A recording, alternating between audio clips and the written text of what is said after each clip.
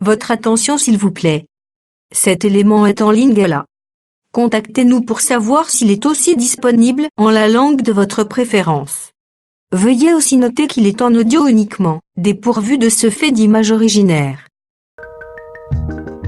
Christ Equality Foundation. Œuvre évangélique internationale.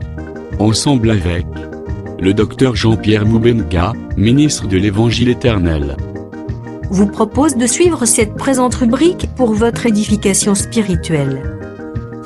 Tous les enseignements du docteur Jean-Pierre Moubenga sont disponibles sur christequality.com/jpmoubenga.html. Bonne édification au nom de notre commun Seigneur et Dieu Jésus-Christ. Amen. Tozali kozwa Daniel, mukanda na Daniel, chapitre 2. Tozozwa Daniel, chapitre 2.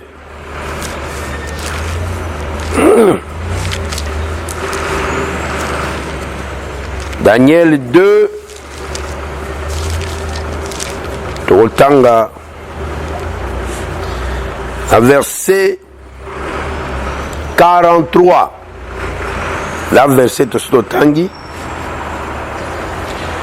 Tu as vu le fer mêlé avec l'argile parce qu'ils se mêleront par les alliances humaines. Omoni libende esangani na mabele kwete bakosangana na baboyokani ya bato. Mais ils ne seront point unis l'un à l'autre. De même que le fer ne s'allie point avec l'argile.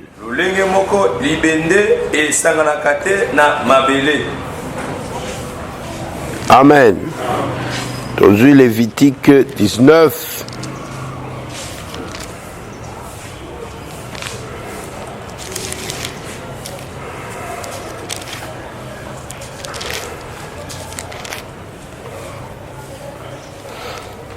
Lévitique 19, aujourd'hui, verset 16 jusqu'au verset 18. Tu ne répandras point de calomnie parmi ton peuple. Tu ne te lèveras point contre le sang de ton prochain. Je suis l'Éternel. Tu ne haïras point ton frère dans ton cœur. Tu auras soin de reprendre ton prochain, mais tu ne te chargeras point d'un péché à cause de lui.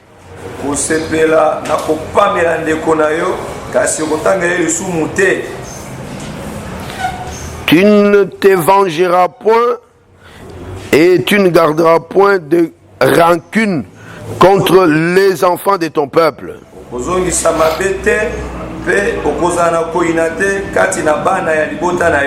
Tu aimeras ton prochain comme toi-même, je suis l'Éternel. Amen. Nous pouvons nous asseoir. Tozo senga na Zambe asunga biso. Toujours na likambo na biso tozali kotambola na yango.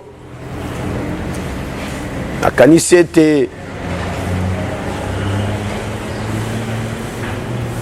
tozali kotalisana sur molimo mabe oyo ebimi kati na moto après ekei koluka baninga nango po ete baya kozonga na kati na moto wana bakomisa situation na ye pire to pe plus difficile. Et tozalaki koinsister likolo na bosangani, principe ya bosangani tolobaki ezali ete bosangani oyo ya solo ezali bosangani oyo esalemaka autour ya liloba na Nzambe. Base fondement nango ezalaka liloba na Nzambe. Mais diable lokola azaka imitateur asalaka pe bosangani na ye. Mais bosangani na ye ezalaka hypocrite. Et sikoyo na temps oyo tozali ko vivre, na temps oyo église ezali ko bikela, bosangani ya Satana eza vraiment hypocrite na sens ete nangonga oyo boyebi ya solo pe ezali. Diabolo akoya boye te abanda kosangisa bato autour ya eloko ezali loba Nzambe te, donc visiblement parce que azali ko banga présence ya boyebi oyo ya solo ezali na mokili na temps oyo. Ndenge lolenge musu tokoloba na temps ya Daniel, on peut remarquer que au moment où Daniel azalaki présent elongo na baninga na ye, Daniel azalaki kopesa ndimbola ya solo, azalaki ko identifier, pas azalaki ko doite to kotia mosapi na mokonzi oyo azalaki na tango wana, mokonzi ya Babylone. Tango Daniel azopesa ndimbola na Daniel chapitre 2 wana, ayokaka somo ya mokonzi te. Yoka ndenge Daniel azoloba.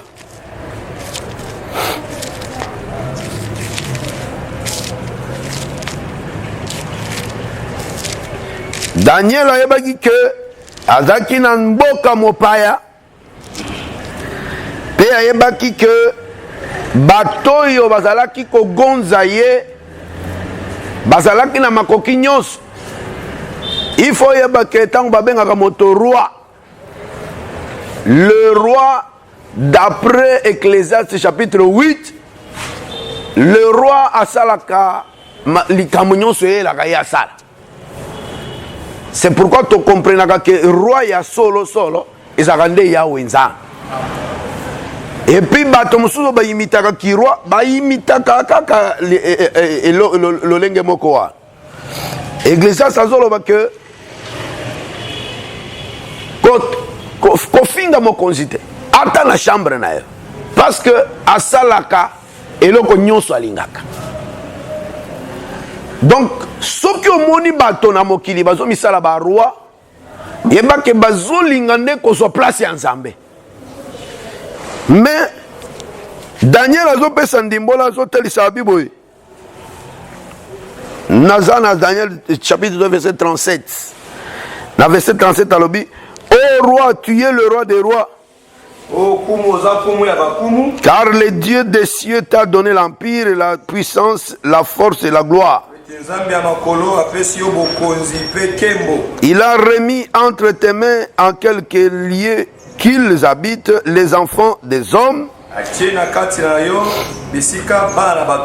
les enfants, les bêtes des champs et les oiseaux du ciel. Et il t'a fait dominer sur eux tous. Daniel a dit, c'est toi qui es la tête d'or. Et c'est bon là, Daniel, mokonzi ya Babylone a une ndoto. Ayebi ndimbola ndoto te, abosani na ndoto. Tango abengi passage, Daniel aye kozwa maloba alobi, a rappelé na mokonzi ndoto na ye. Ndoto ezalaki statut monene, ezalaki na biteni. Daniel nzamba pese mayele a rappelé mokonzi ndoto, bongo apesi na mokonzi ndimbola. Parce que mokonzi alobaki que pona ndima ke moto songolo akopesa ngai ndimbola ya ndoto na ngai, il faut abandonner nous par rappeler ngai ndoto nga na bosani. Et Daniel azwaki makoki wana apesi ndoto. Mais loko na olandeza que Daniel n'a pas hésité ya koyebisa mokonzi Nabuchodonosor que c'est toi la tête d'or. Cela veut dire aussi également que eloko mosusu etindikaka bato nakati na boyokani hypocrite, nakati na boyokani oto benga boyokani ya bon moto, ezalaka tango bato balingaka kosepelisa bato. Moto azana posa sepelisa bato, mosusu pe azana soni, mosusu pe azana na kobanga. C'est pourquoi mokomusu totangaki verset ya Galate 1:10 et pa wapi Paul azoloba ke soki nakosalaka pona kosepelisa bato nazali mosali ya Nzambe te. Parce que mosali ya Nzambe selon les saintes écritures azalaka cherté. Psaume 104 verset 4. Moto po akoma mosali na Nzambe, Nzambe a changeaka nature na ye, akomisaka ye moto. Selon cette écriture là. Et le premier lobby, il fait de ses serviteurs une flamme de feu. Voilà pourquoi Luc chapitre 1er verset 74 azotalisa que moto nazo emprunté également maloba moko eloba maki na butu awa na apôtre Kasi tango alobi ke ye azo croire que moto akozala te na kati na ekelezi ya basantu sans que azala na don de l'esprit. Nalingaka na telema na na ke eza nango yote liloba kaka nde elobi bongo. Mais nakokangisa na Luc 1:74 nazotalisa ngo naosangisa Luc 1:74 na Psaume 104:4 ezotalisa que d'abord Luc 1 alobi tango bazo louer koya na Jésus, koya na Messie, l'esprit dit aye poete akangola biso de façon que si mayaye kokangola biso na banguna na biso biso tosalela ye sans crainte. Donc moto normalement ndeko yo pe atunaki motuna walobi bolobi ke moto yo abatisami na molimo mosantu akoki kozala possédé te. Atuni motuna alobi bon naozelaka frère wana po lelo na obengi ata na telefone na ye kaka po to répondre alobi bongo soko motei aza possédé tokoloba pe ke azangi Saint-Esprit.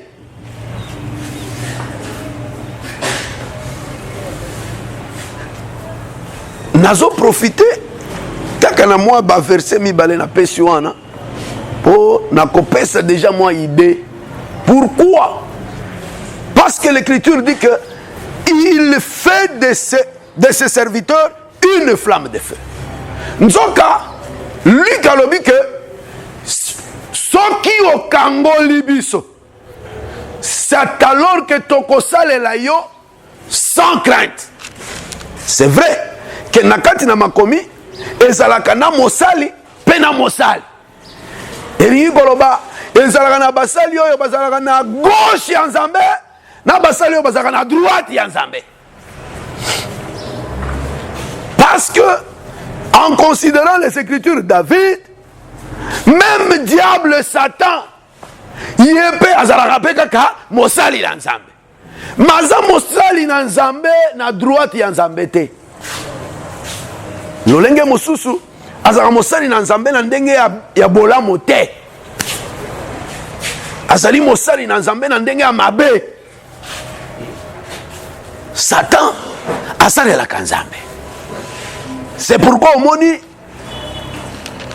bato baza na boyebi mingi te, bakotia ba confusion ebele na mutu na bango. L'Éternel nzambe ye moko, il faut yeba ke azalaka moko kasi ebele. Est-ce que boyeba ke nzambe aza moko me ebele? Oh, boyebi ke nzambe ya Israël azalaka moko me ebele. Naboyike, c'est-à-dire azalaka na barole ebele, ba tribu ebele akokisaka. Ye moko azalaka juge. Yo so monango wapi? Juge ndaza avocat. Et ça le matin? Ye moko azalaka juge, ye moko baza avocat. Avocat yaka pona ko défendre moto asali mabe. Juge yaka ko condamner moto asali mabe. Siko yo ça là. Et ça compliqué. Mais nzambe na biso asala kabiloko wana tout. Mais tango azo sala rôle songolo asala ka semblant ya ko éviter rôle wana mosusu. C'est pourquoi tolobi que bato yo ba comprendre ba catholique bazaka na mobulu makasi na motu. Pourquoi tango bakokute ke nzambe Yahweh azo solo la malamu pe kitoko na Satan, comme si bazaka na problème était.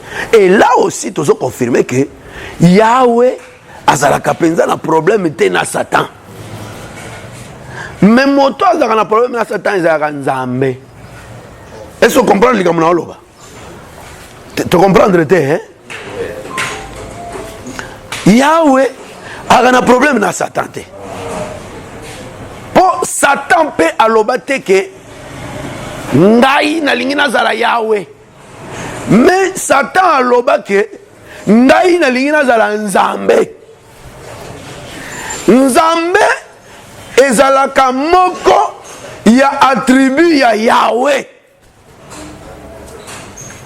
Parce que tozo comprendre ndenge nini mokolo yo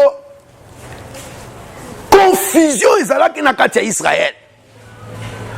Ba prophète ya Bali bazalaki pe Eli azalaki. Tango Eli apparaître alobi boy totala soki ese bozola nanga sito ba mama totala soki entre Bale na Yahweh nani azali nzambe. Est-ce que vous l'avez dit comme on a dit? Basali test babi Bal totala soki Bale nde azan nzambe tope Yahweh nde azan nzambe. Est-ce que vous comprendre que Yahweh na nzambe eza mwa biloko mibale keseni hein? Baza eza motu moko mais azozwa barole mibale. Na suka ya preuve na bango bato bakumisi nzambe balobi Yahweh nde aza nzambe, Yahweh nde aza nzambe.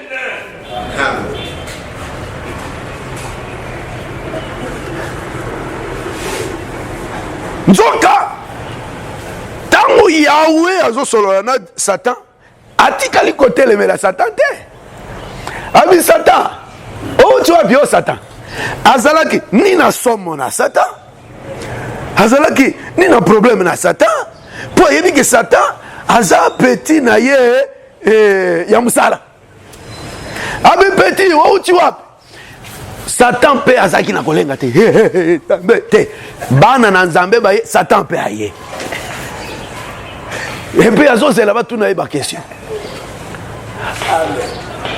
Babani otune Satan o tu vois Satan Satan o tu abia na o tu tambola na uti bitambola tambola na mokili ko yenga peko baluka la mokili oyo otindaki ngai bongo tata lobi oh santa uti ko baluka est-ce que moni mosali na ngai Job te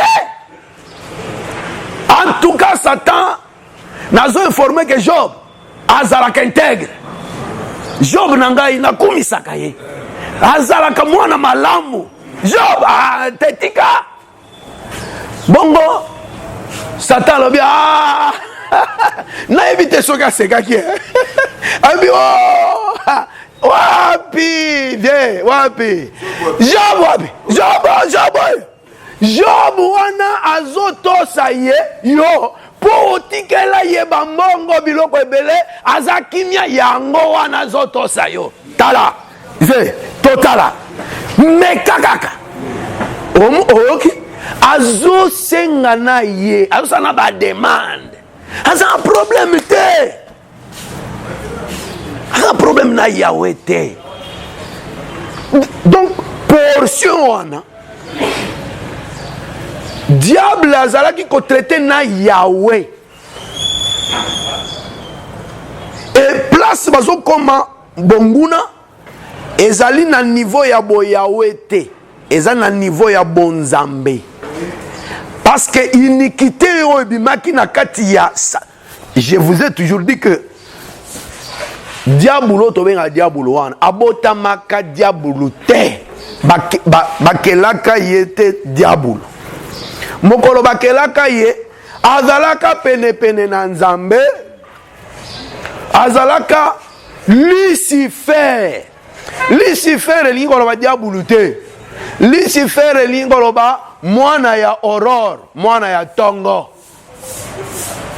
azalaka pene na nzambe lokola mwange ya motuya Bible lobi kino mokolo yo mbeba ese manifestaki kati na ye mokolo wana nde akomi diable Satan parce que mokolo wana posa yake a remplacer Yahweh na trône ya nzambe ya bon nzambe bondoki tie tomo bato bozalaki place oyo ntoma alobaki bato nyonso babandoki yango donc alingi nde azwa place ya bonzambe c'est alors que bakomi na adversité na nzambe mais yawe aza mokeli na ye aza problème te eza neti yo osali banzungu na yo mibale oyo seko ozolandanga bien mpo mama balingaka exemple osali banzungu na yo mibale mokolo ozosala nzungu olobi nzungu na ngai oyo na osala yango de façon que ntango ekosila ekauki eservir ngai na komela mai bongo oyo nazosala yango de façon que ntango ekokauka eservir ngai ntango na kokota toilette natoka mai na nzungu mpo nabwaka na toilette. Est-ce que vous comprenez? Mokolo ozosala yango nyonso mibale eloko moko ekote le melo ya nzate mais ozosala eloko na eloko na tina nango makambo nazoloba ekomami na Romains chapitre 9.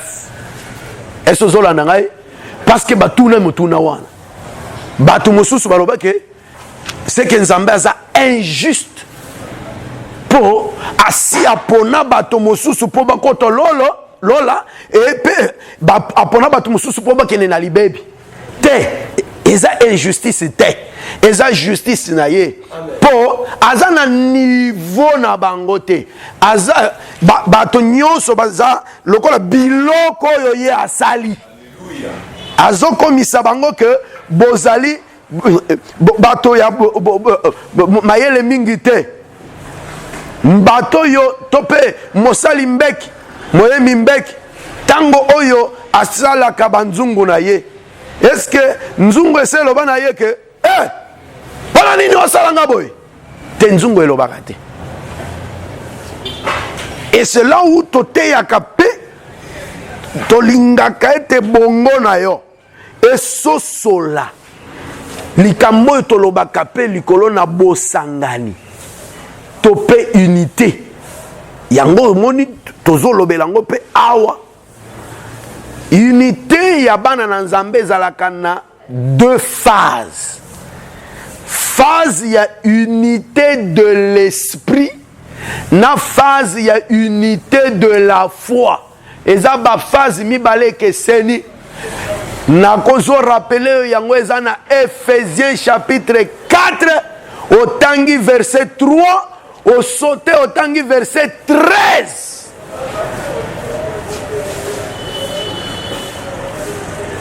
Unité de l'esprit moto alukakango azali te. Moto amikutaka ete aza uni en esprit na ye. Parce que esprit nanga nabi esprit nzambe te. Esprit nanga soko nazamona na nzambe ekozala kama mukolo botanga ekozala ngambo moko na esprit ya apôtre Kasi. Kama mukolo bota biso. Je crois que vous comprenez l'anglais, vous comprenez l'anglais. Donc, esprit ya bana na nzambe nazongi sango na lisese. Yesu apesaki. Soki biso banso toza bana na nzambe. Na butu tolobelaki bakomaka mwana na nzambe. Mais tote ya kapeke babota maka mwana na nzambe. Est-ce que vous comprenez? Babota maka mwana na nzambe lingolo bake nzambe asa prédestina que motoboye akozala mwana na nzambe. Sikoyo batu nyonso bazala kozala mwana na nzambe oyo bakozala bana na nzambe bazalaka ngambu boko na lisese ya ivre na blé bango nyonso babenga bango blé. Donc baza nature moko de mokolo yo bazali ko botama. Donc bazalaka déjà ngambu moko kozala ngambu moko elingi koloba bazalaka déjà uni. Exemple ya facile oyo peut-être ba maman va comprendre facilement. Ngai na botami na libota ya tata na ngai nazwa na mama na ngai baboti biso 12.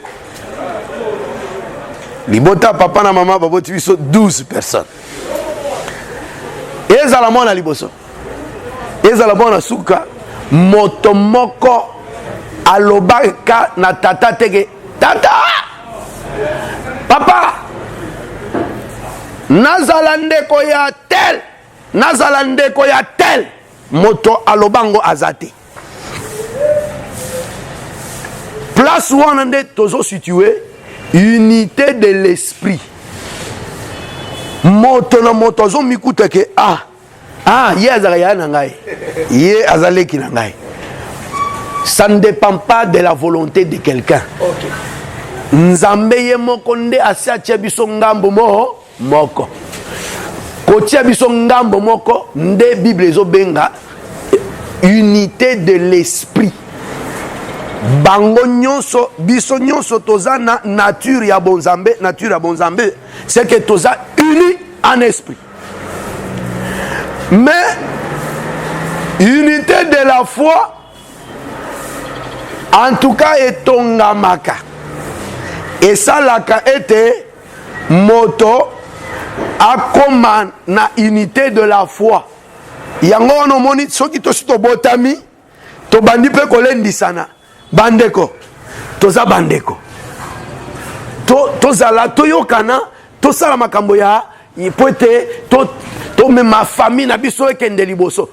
Omoni oyo tonazoloba awa oyo nazobimisa na exhortation yango ezali image ya unité de la foi.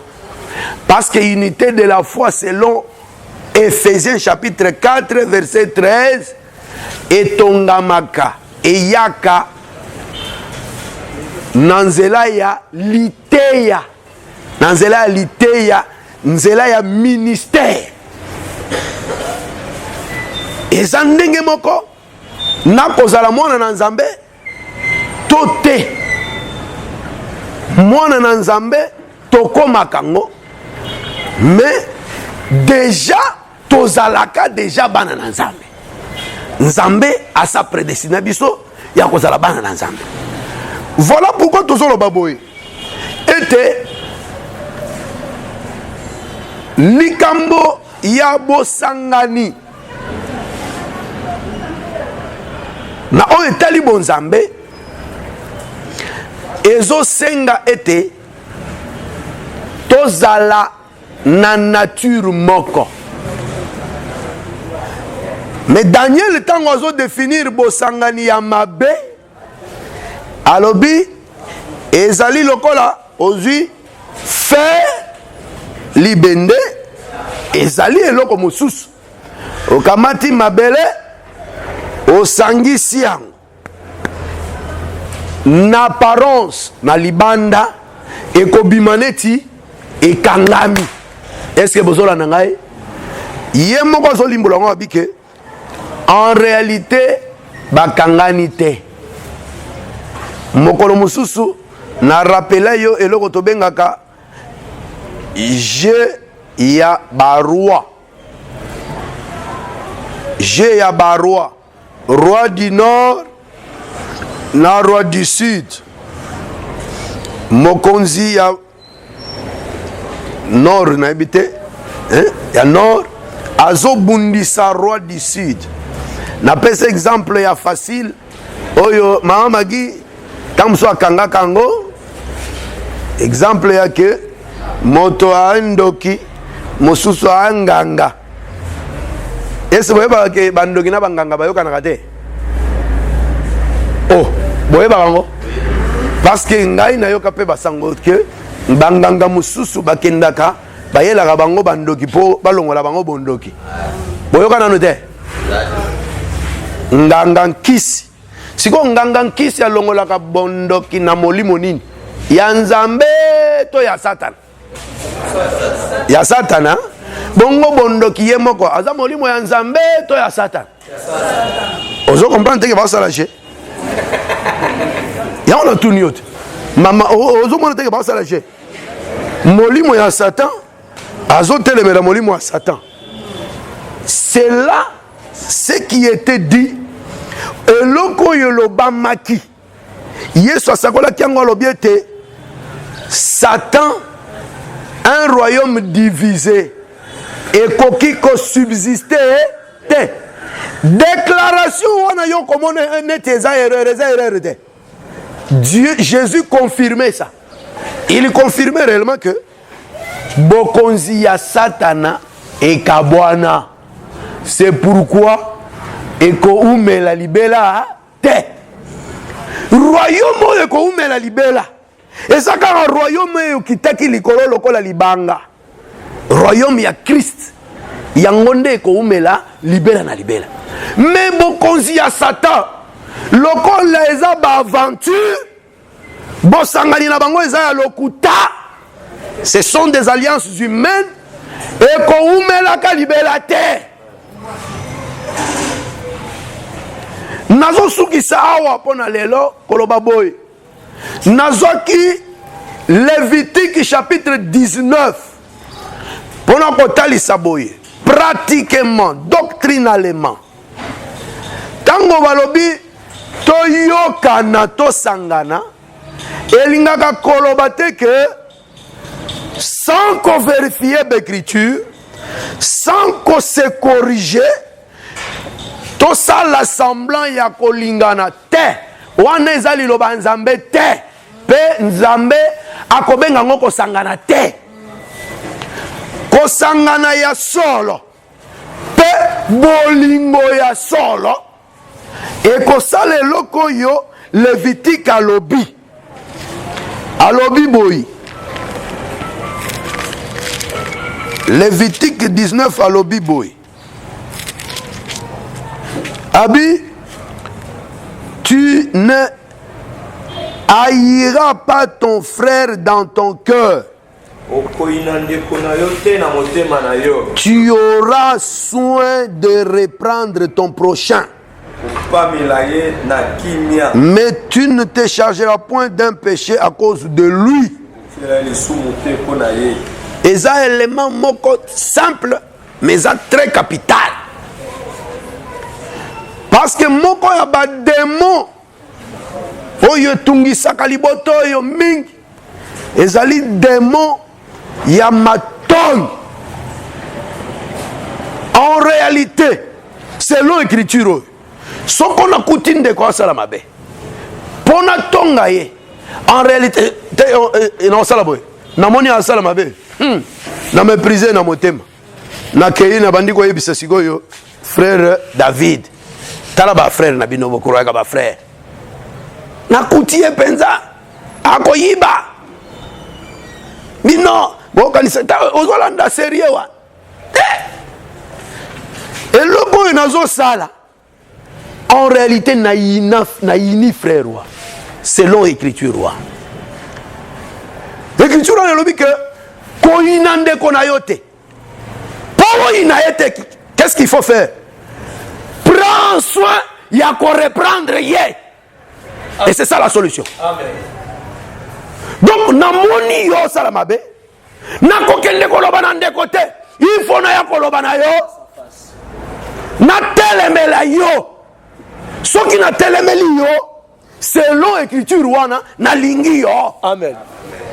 Pour soki na telemeli yo, na telemeli ye. Na okendo bete lisolo na yete. Imaginez-vous, na telemeli tobongisi esili na zappe automatiquement dans Matthieu chapitre 18.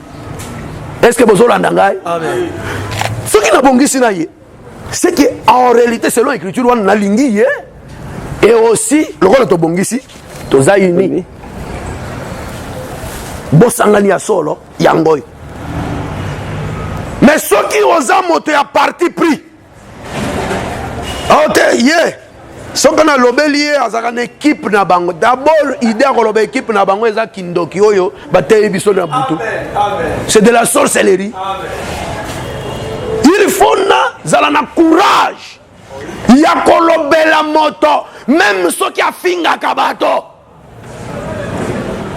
Et ceux qui na ye, na moni asali mabe, na ye na lobeli ye a finginga. Na moto na lobeli nasi na se sanctifier pour éviter que na garder rancune et pas naïe et éviter que na kende kotonga ye et ça biloko mibale soki oza na courage ya kolobela te oko garder likambo wana oko garder ngolo kola mbeba na kati na yo. Et à mi-balé, pour se défouler, il faut finir par kolobela master camarade nayo. Nyonso mi-balé, ko garder rancune, ezali sum. Koloba mabe ya moninga et pas moninga mususu, ezali sum.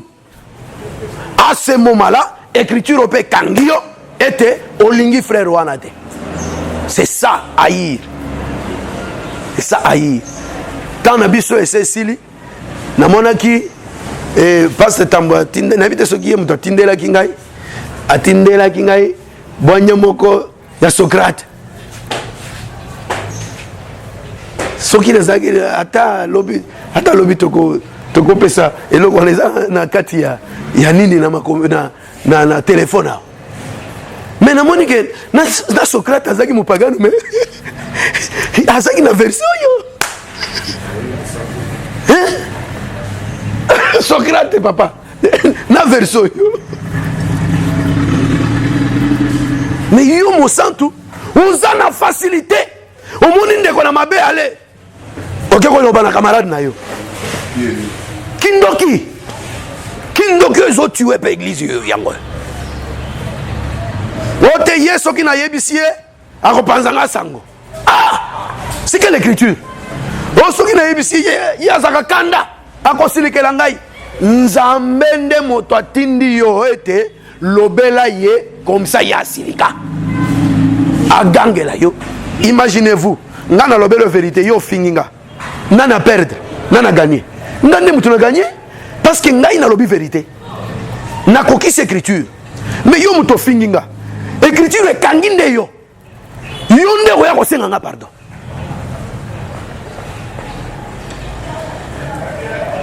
Donc na kati na alliance humaine. Na église évitons les alliances humaines. Ba parti pris, ba exception des gens. Yangonde sangisaka bato na ndenge ya mabe.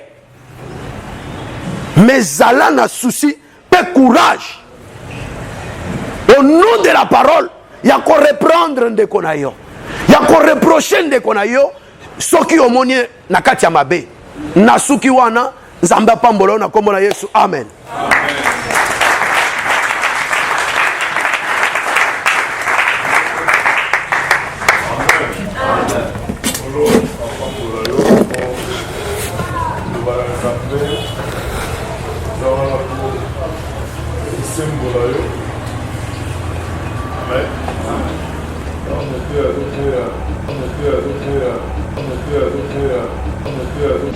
Merci d'avoir suivi ce message et que Jésus-Christ vous bénisse.